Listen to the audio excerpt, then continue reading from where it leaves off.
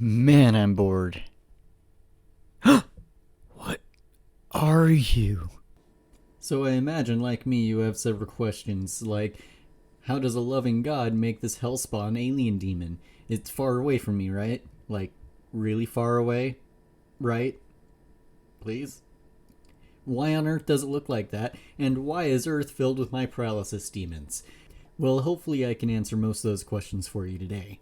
So this thing was first found in Madagascar from 1840 to 1850 in an amber fossil reported to be over 40 million years old. So, sweet. They're all dead, and I could sleep peacefully. Except for the fact that nearly 30 years later, they found a living specimen, and they aren't even rare. So that's real nice. Just lovely. Now, they actually live in a great number of places, such as South Africa, South America, Australia, no surprises there, New Zealand, and of course Madagascar.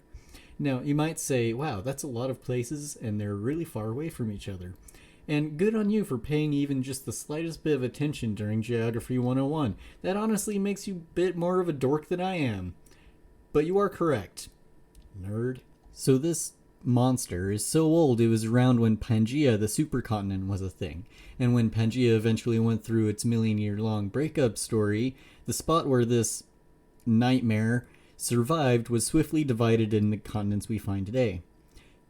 Think of a really messy polygamous divorce where all the parents got to keep all the custody of their nightmare children.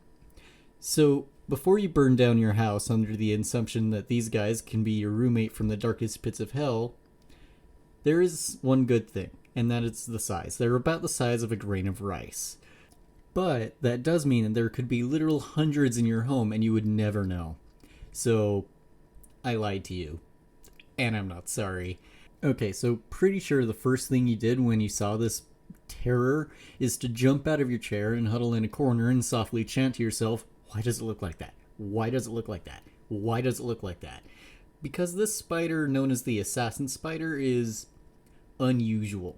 Okay, so a little bit of spider anatomy for you. So the spider's body is primarily made out of two body segments. The abdomen, where the stomach is and where the fat's stored and where the poops and webs come out of.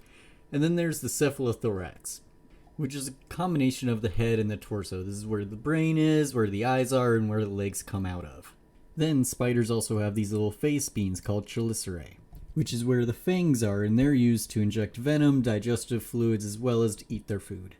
So congrats, now you know big boy smart words. So this spider has a neck, and that's really strange. It's not considered a new body segment, but instead a modified one, and modified it sure as heck is. And its chelicerae are also absurdly long. So, why? Why you gotta be so extra, Mr. Spider? Well, that's because the name Assassin Spider is probably the most apt name any animal has ever had. Unlike the bullfrog, it's a toad, moron. I hope you feel bad. Oh, but a toad is a type of frog. Shut up, I'm mad, okay? What was I talking about? Oh yeah, so to figure out why the spider is so strange is to look at its diet. Now, most spiders are what's known as generalists, meaning that they pretty much just eat whatever they can, but this spider is not a generalist. Its diet is entirely comprised of other spiders, which is a pretty dangerous diet. So this sin against nature wanders around looking for any of the webs most spiders leave behind as they walk, known as dragline, until it finds the spider at the other end. It will then twiddle its feet on the web to mimic either captured prey or a spider looking to mate. This lures the spider out of its web to investigate. The assassin spider then swings its jaws forward and grabs its prey spider and just kind of holds it there, far away, because as you can imagine, being stabbed in the butt with two large venomous needles is enough to turn this already mad spider into a wildly thrashing ball of hate. So, better keep your distance. And that's just what this spider does. It keeps its distance by holding its prey as far away from itself as possible until it eventually dies, then retracting its jaws to let it eat. So these strange adaptations to the conventional spider form is entirely to be as deadly as possible to its own kind. So really, if you hate spiders, then this abomination is unfortunately your best friend. Yay for you.